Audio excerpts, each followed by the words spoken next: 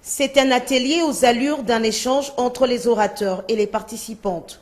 Prenant la parole, la présidente de la Confédération syndicale du Congo a axé ses propos autour des maladies professionnelles et sur les mesures de précaution, santé et sécurité au travail. Nous sommes réunis aujourd'hui avec toutes les femmes des entreprises de l'industrie Hall, c'est-à-dire nos femmes qui sont affiliées à la CDT, à l'OTUC, TUMEC et CC, pour les sensibiliser par rapport à la pandémie liée à la maladie Covid-19. Le clou des interventions qu'on a eu à donner aujourd'hui, c'était par rapport aux maladies professionnelles.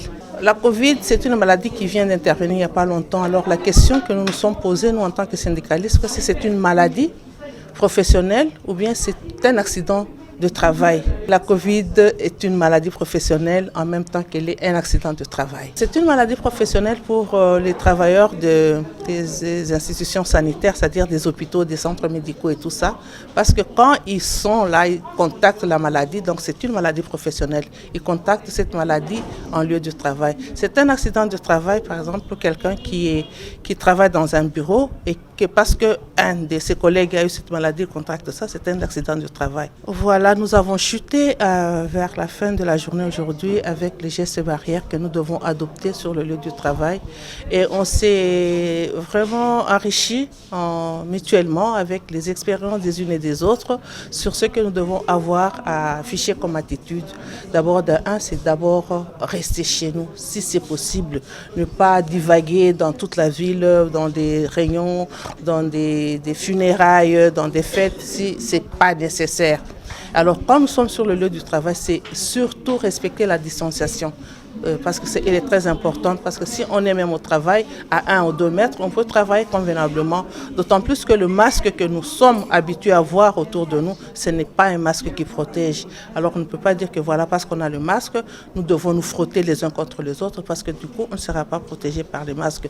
Mais il y a aussi une habitude que j'aime beaucoup et que j'encourage, c'est le lavage des mains à plusieurs fois. C'est peut-être ce qui faisait qu'on avait tout le temps la maladie des mains sales, parce que nous avions toujours les mains sales.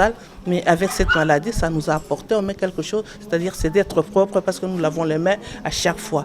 Alors un autre aspect, c'est aussi de se laver les mains, utiliser les gels hydroalcooliques, porter notre masque quand il le faut, quand nous sommes en foule, mais aussi quand nous sommes seuls dans notre bureau, on n'est pas obligé de porter le masque. Disons-nous la vérité, parce que quand on est seul, on ne va pas se contaminer soi-même. Donc, c'est aussi encourager les gens à respirer l'air pur. Parce que quand vous respirez l'air pur, c'est aussi une façon de soigner nos poumons. Parce qu'à ce moment-là, ils sont régénérés. Au lieu d'être tout le temps avec le masque, parfois, ça n'a pas d'explication, ça n'a pas de sens de garder un masque quand on est tout seul dans une salle. Pour sa part, Jado Moti a exploité le terme Covid-19, prévention et respect de gestes barrières.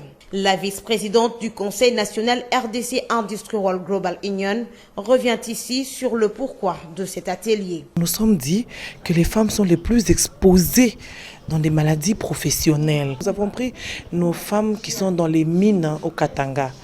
Vous ne pouvez pas imaginer combien de femmes sont en train d'accoucher des enfants mal formés, qu'on ne peut même pas appeler enfants, ou soit monstres.